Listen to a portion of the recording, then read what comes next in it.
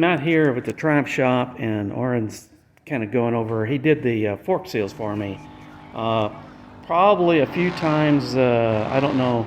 I don't. The bike's five plus years old, but I've probably had it out at the Bonneville Salt Flats 4 times, and have it strapped down for a week at a time, and numerous times to the drag strip. Plus, maybe a few wheelies that have come down hard on. Well, that'll do it.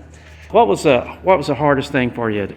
Really, just making sure all the settings were right. Because I know what you put your bike through, so I wanted to make sure the fluid levels were correct. I wanted to make sure everything was nice and tight. And torque, you still had good bushings and all that stuff. So really, it wasn't bad. I just wanted to make sure and verify everything was.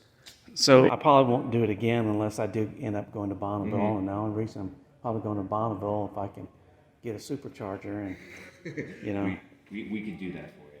I would be all kinds of happy to put a supercharger on here. Yeah, we'd have to get it to the we'd have to get it over to the dyno. Yeah. And yeah, we would. But Because we have the numbers before.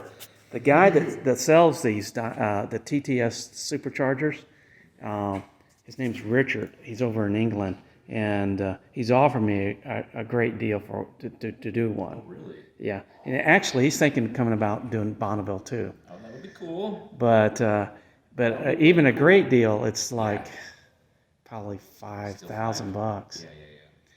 In case anybody was wondering, I'm going to be while all the body work is off. You're going to have to watch my other video on that and see Probably. and see why all this body work's off. Well, I'm a little sad that it is, because that means I didn't get to go for a spin on it. For those who are interested, watch my other video and find out what's happening with all the body work. Join me and my friends at Flat Cap Cafe Racer for riding and racing. Please subscribe.